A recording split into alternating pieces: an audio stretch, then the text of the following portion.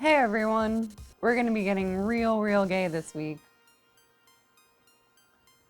So this episode is all about medically transitioning, and we're going to be talking about everything from finding a doctor, finding a therapist, the informed consent options that are available to you, my recommendations on, what I would suggest for someone who is looking for different levels of hormones, what I would recommend in terms of the options that are available with the different types of hormones and all the differences between them. And we're even going to go into some of the information about my surgeries and how to start working towards those procedures and getting insurance to approve that process, because it can be really intimidating. So with that being said, this is how to medically transition, and I hope y'all are going to enjoy this episode as much as I enjoyed making it. So thank you for joining me, and let's get to work. So the first piece of advice I have to anyone who's thinking about medically transitioning is to have a really stable foundation to build upon. It is very difficult. It is very difficult. You're not alone if you are struggling with this. If you thought this would be easy, I'm sorry. You were lied to, and it is okay. You're here now. We have a support group. We meet in the Discord channel. But the important thing is that this is a very difficult thing, and you're going to struggle with it a little bit, and you should really have some support in place. I didn't. It was difficult.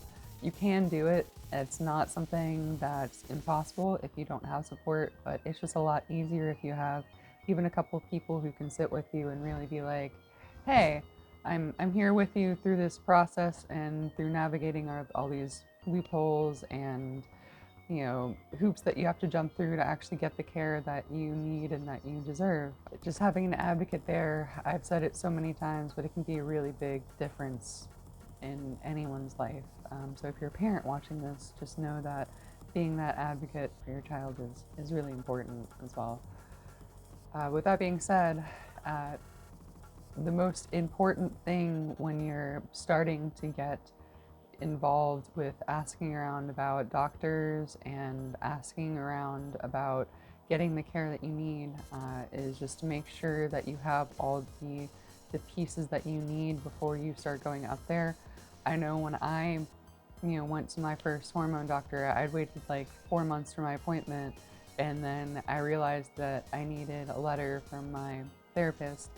And that was really hard for me, because then I had to go and wait another like 6 months of like scheduling with therapists and trying to find a therapist that was actually in network with my insurance and also was WPATH accredited to where they could write a letter in the WPATH format and get it to my doctor in the way that they needed. So that added like an extra 9 months or something on to the start of my transition, which was really hard for me because I was so ready to do this. And I guess it was kind of the universe trying to slow me down a little bit, because I was so ready to do this. And as I said, it's a hard thing to do, and I did not have the support in place at the time when I first transitioned socially to really support myself through that. So I'm kind of glad I had to wait, even though it was really painful. But just understanding that the more information you have, because there's some doctors that work on just informed consent, and they don't need any kind of letters or psychologists referrals or anything to accept you as a client. And then there are some who very much go by the WPATH standard. But just throwing that out there, just so you're aware, a lot of the doctors who follow the WPATH standard follow it to a T, and some of the dosing recommendations for the WPATH guidelines are 20 or 30 years old, and they're based on drugs that are no longer being used, and some that are in my opinion, harmful. Just understand that there is going to be good advice and there's going to be bad advice, and just because someone is a doctor doesn't mean they're always going to have good advice. You have to really be able to sort through it still as a consumer, as a person who is trying to navigate through this healthcare marketplace, because it is a marketplace, and if you just go in there and trust what the first person is selling you, you might not end up getting what you really need. So real quick, I did just want to mention that you might have to go through a couple of doctors. You might need to try on a couple of different fits to see what feels right for you. Just in the vein of what we were just talking about, I think it's really important to just understand that just because someone is a medical professional doesn't mean they know everything, but you should find a medical professional that you feel comfortable with and that you can build a rapport where you do trust them over time through proved experience, not just because they have a doctor badge. So I think it is important to find a medical professional that can give you advice and that you can trust and that can give you good medical opinions. But that's something that comes in time, and it's not something that you just immediately latch on to the first doctor that you find. Just know there's a bunch of doctors out there, even if your area seems very isolated from the trans community. There's probably more options than you think. I spent a really long time looking, and every time I really dug, I was able to find more doctors, and not all of them worked for me, not all of them were good fits, but just remember to never settle, and that there are a bunch of forums out there if you need help finding a doctor. There are a bunch of trans groups out there if you need help finding a doctor. There's telemedicine, there's a lot of options available, so don't settle with a doctor just because you think it's the only option you have, because it's really, really not. I can't stress that enough. With that, we're going to move on to the next topic. So the next thing I want to talk about is getting a WPATH letter if you need one. If the only doctors in your area that you like or that you have been able to find access to are demanding WPATH, there are a bunch of clinicians that are willing to help you with the WPATH letters. There's groups online that will, have psychologists on staff who can just write the letter for you, that believe in informed consent. There are people online who, require just like one session of telemedicine. It's like $100, which it's not cheap, but it's worth it. It's definitely achievable. $100 is not unachievable for most people if you're saving a little bit. And with that being said, once you get that letter, you never need to do it again. So it's a one-time thing. And once you are able to find a clinician, it really honestly helped me going through therapy through this process a lot. And even if it's not the same person who gives you your letter, I do recommend continuing care with therapy through this, because it's like, imagine you're like a first responder, a paramedic, and you're dealing with people bleeding out in front of you all day. You have to have special, care for that. And this is one of those periods in your life where you're going to need a little bit extra care. Maybe not as much as a first responder, maybe as much as a first responder, who knows? Sometimes it can be really difficult, and I just want people to be aware of that. It's a very scary time to be trans, and there's a lot of people who would really speak up against you, but there's support out there for you if you need it. And that's really what I want people to focus on is, yes, this is hard, this is difficult, but it's worth it. At least it was worth it for me. And there's a lot of support out there if you need it, in terms of therapy and just different support groups and just queer people doing awesome queer things. So we're going to move on to the next topic, but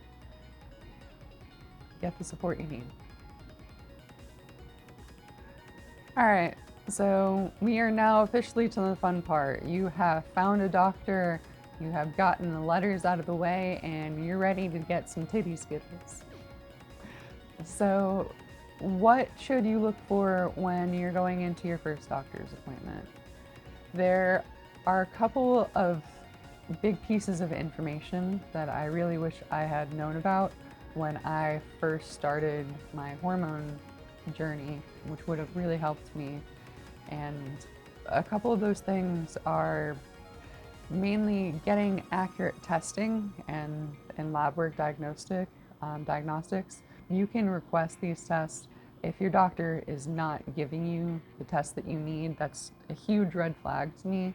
Doesn't necessarily mean they're not a good doctor, but they may not know what they're talking about when it comes to trans care specifically. A couple of things to look for when you're looking for lab tests are you want to try and get a fractionated estrogen level. There's 3 different types of estrogen.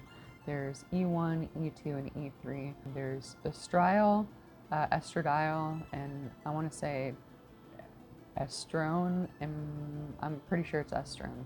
But there's 3 bioidentical or naturally occurring forms of estrogen, and a lot of times the doctors will kind of lump them all into one test to just get a estrogen level. It's not necessarily ideal because you can have really high form of one estrogen and a really low form of another and not be getting good feminizing effects. The main form of estradiol you want, or the main form of estrogen you want, is estradiol. The other 2 don't do nearly as much when it comes to actual feminization and, like the things that we actually neurologically need as trans women, which is like, smoother features and breast development. All of that is from E2. And if you have really high E1 and E3, but really low E2, but you're only getting your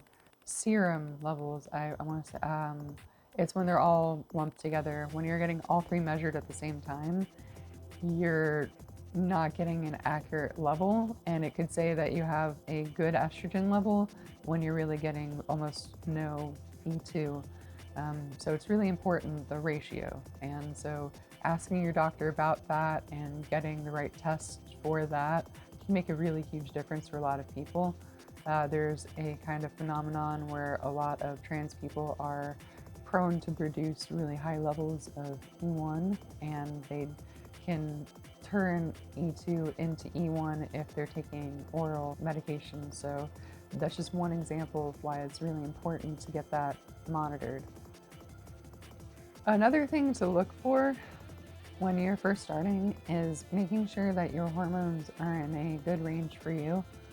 I just was talking about, getting your estrogen levels, the fractionated versions, but just making sure that your estrogen is actually in a comfortable range for you and your testosterone is in a comfortable range for you is even a lot more than a lot of people are getting.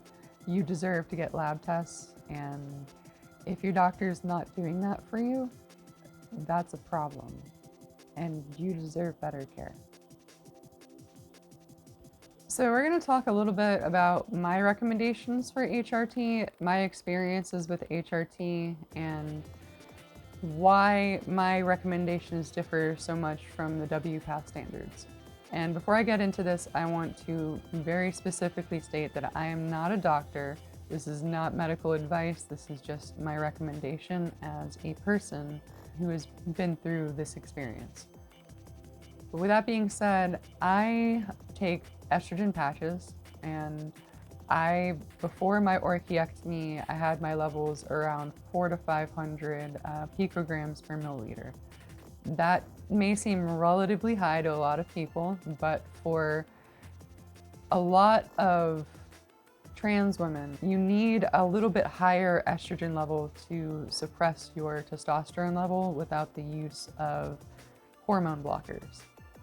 A little known fact about estrogen is that if you take enough of it, it will completely suppress testosterone. It is just more powerful than testosterone. When you have enough of it in your system, your body is just like, we don't need that other stuff. Estrogen's better. I apologize to all you trans men out there who may be watching this. Estrogen's better for me. A lot of people don't understand that you can actually completely remove testosterone blockers from your regimen with a stable enough estrogen regimen, and that for a lot of people, the risks of the anti-androgens are a lot more severe than the risks of an elevated estrogen level. A lot of the information that the WPATH uses is based on 20 or 30-year-old medicine, and when they were making these standards, the type of estrogen that they were using was a lot more dangerous, but they've since made estrogen almost completely bioidentical to naturally occurring hormones that cis women produce, and we have almost completely mitigated the health impacts of any of the estrogens that are out there. So even with an elevated level, you're not having any really higher risk for any of the big scary things that used to be issues like clotting. I do want to make a little segue from that, saying that oral estrogen, because it passes through your hepatic portal, it passes through your liver and through the digestive processes that happen there, it actually does have some mild risks associated with it. They are much more mild than the older forms of estrogen, even on their best day, but it's just something to be aware of, that oral medications, they do affect you a little bit differently because you're not absorbing them directly into your blood. You're actually processing them through your liver, and your liver's not really supposed to process high levels of estrogen like that. Just something to keep in mind if you're going to go for a elevated level of estrogen like that. I would really highly recommend not doing that on an oral estrogen. I would switch to a injectable patch or pellet implant. On that note, I just want to talk a little bit about the different methods that are available, because not everyone knows that there are options even aside from just the pills.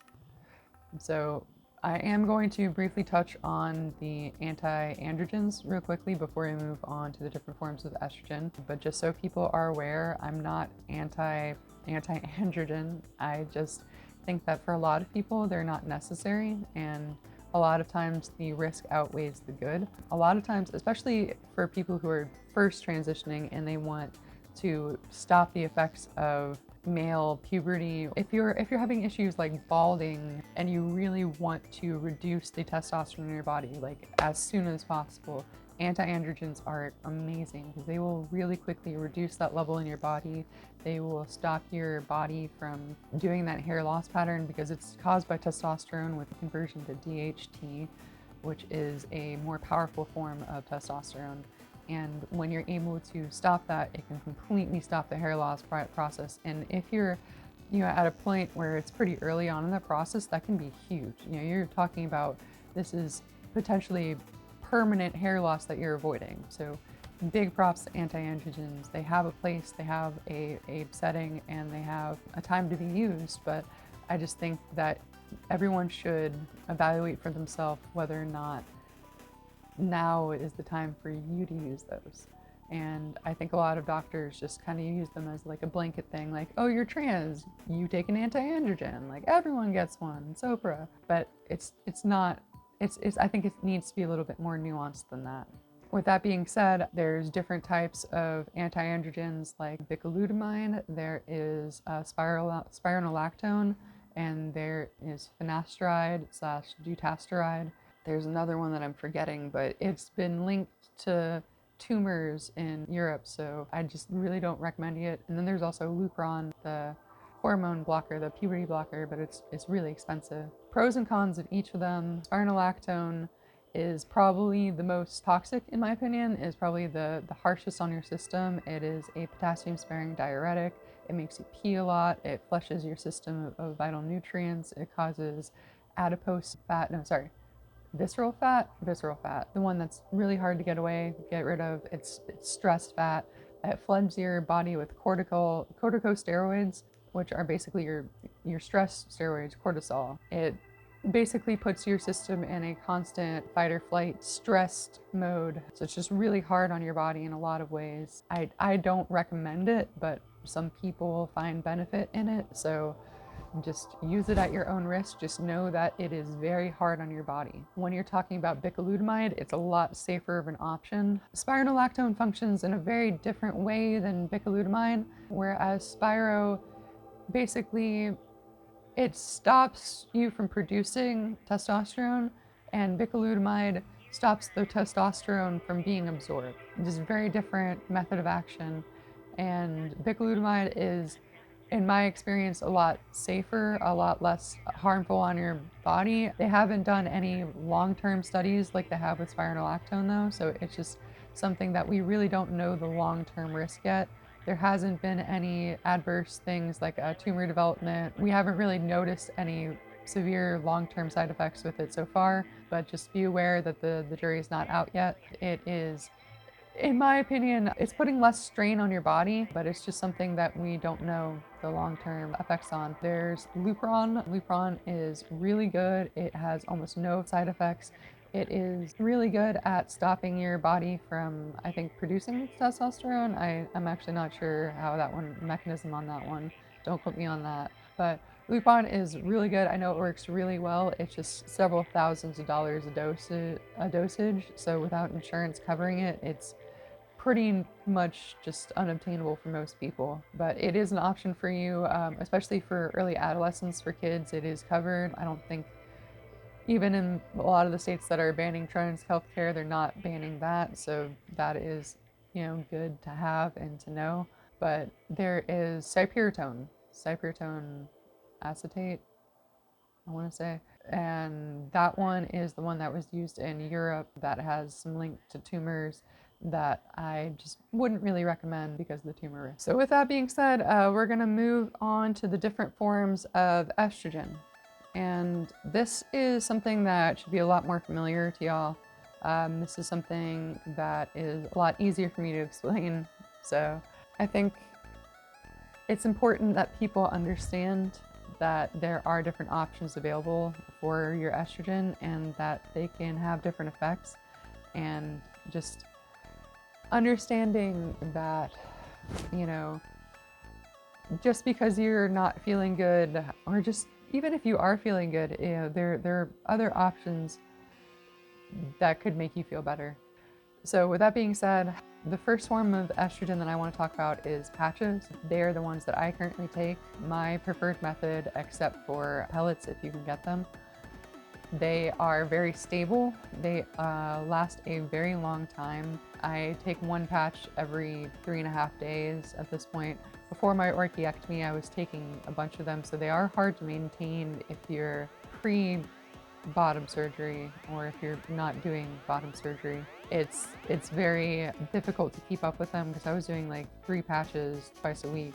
If stuff came off during the shower, it was rough. And I was just always covered in these patch marks, and it wasn't bad because I had very stable estrogen levels and I felt good. So that was the most important thing to me, but it was just very hard to maintain in that way, and it made it hard to do things like shower. So that was a little bit difficult. With that being said, I very much enjoy my patches. I like them a lot. They're the most stable way that I've had to take estrogen, and the main advantage is that they give you a consistent level through the whole 3.5 days, whereas with the shots, I was getting really high peaks and then crashing. So it's to me, it's worth it that they fall off and that they're a little bit hard to manage, just because my levels are staying so consistent and I just feel so good because of that. But the only thing I would really prefer than the patches is the pellets, which I'll talk about next. Pellets are just little estrogen implant pellets. They dissolve in your body. You get them put in like birth control. They're normally between $300 and $500, but they last between 3 and 6 months. So it's a little bit of an upfront cost, but it's actually cheaper than my patches were for a lot of the time, because I was paying $120 a month for the 4 boxes that I was using because my insurance wouldn't cover it. But it depends on if your insurance will cover it. If they cover the patches, obviously that'll be a lot cheaper, and they definitely, 90% of the time, they're not going to cover the pellets, which makes no sense to me. But they just don't, and it's just really difficult. But I do recommend the pellets if you can afford them, because they give you the most stable hormone level. They are just rock solid, consistent for 3 months, and then 3 to 6 months, and then you just go get them changed out. You get another implant and you're on your way. There's very minimal scarring. It will probably fade before the next time you need an implant. So pellets, way of the future. Definitely recommend them if you can afford them. But from that, we're going to move on to injections, which are a little bit not as desirable in my experience, but for a lot of people, they really work.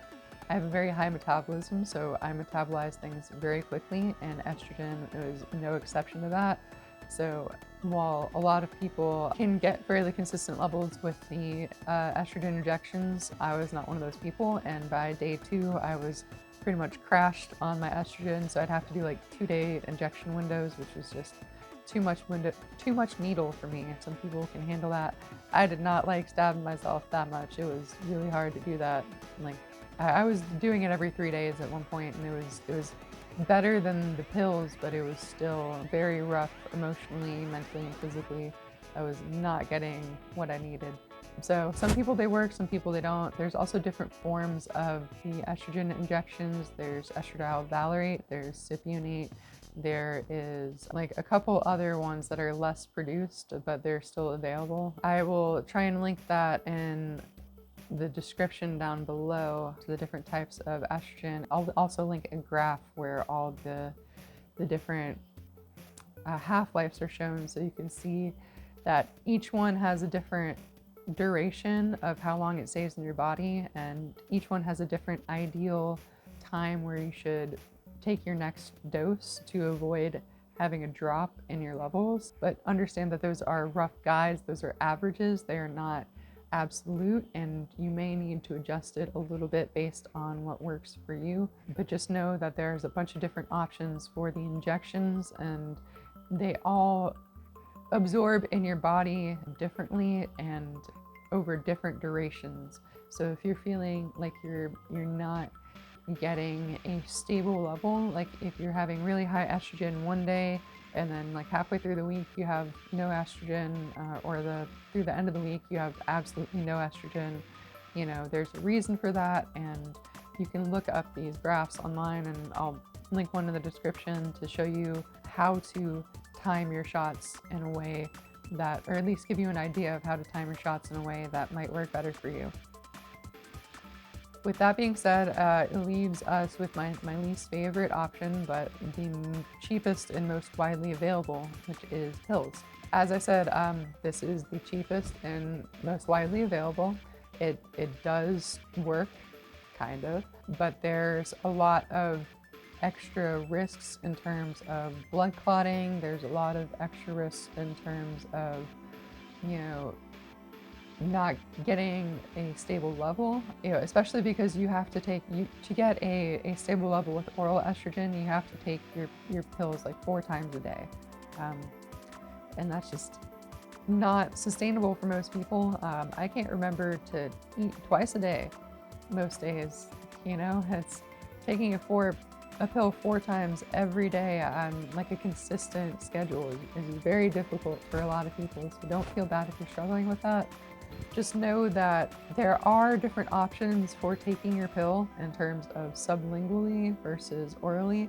Sublingually, it'll give you a lot higher estrogen levels, so you get more estrogen from the pill that you're taking, but it will be a lot, you get it over a much smaller window of time. So I think it's over like 4 hours as opposed to 6 to 8. So you're having that issue where you're getting really high estrogen levels and then a really hard crash multiple times throughout the day, which is just really hard for people to manage. The main difference between oral and sublingual is how long it takes to dissolve. But also the big thing is if you're taking it orally, it's going to go straight into your stomach, which is going to get processed through your liver, and almost all of that is going to get processed through your liver, and it's going to negatively affect your liver in a lot of ways that are not good for you, especially long term. the longer you are taking an oral estrogen, the more clotting risk you have. And it starts off very negligible to near next to nothing for the first couple years, but over a decade or two, we're starting to see some more adverse reactions. So just understand that pills are not necessarily unsafe, but they do have some additional risks to them. And if you're taking it orally, you're going to increase that risk. Sublingually is better, but you're still going to absorb some of it through your stomach just because it's going to go down your esophagus. Like, you can't stop all of it. And then the other way is boofing it, doing it rectally or as a suppository. And again, that is going to reduce the amount of estrogen that's absorbed by your liver, because a good 70-80% of that is going to get absorbed directly into your bloodstream like it was sublingually taken, but then the other 20% is going to go through your hepatic portal still. No matter how you dice it, if you're taking pills, you're still having a slightly increased risk of clotting. If you're taking it sublingually, you're going to have to take it more often, but it's going to reduce your risk of clotting. And if you're taking it orally, you're going to have to take it less often, but it's not a high risk for a short amount of time, but over long terms, that risk does add up to become somewhat substantial, not negligible anymore. When you're talking about these things that you're going to be taking for the rest of your life, it's just, sometimes you need to do things in the short term to get through, but I think you really should aim to get a place that's sustainable and where you're not causing adverse harm to yourself. And it's really hard to do that on pills. So just be aware of that. If you're dealing with that right now, just know that this will pass. You will be at a place where you can afford better care someday. If all you can afford right now is pills, that's okay. But just have that in the back of your mind, that as a goal, that, hey, I should work towards a better form of care for my body if I want to reduce the clotting risk and the potential dangers that are tied to that kind of medication. So the last thing I want to talk about, just for anyone who's watching this who may not have the access to a doctor or to medicine that I have, who might be trying to do this themselves at home, I just want to talk to people who might be trying to do this without medical professionals' help.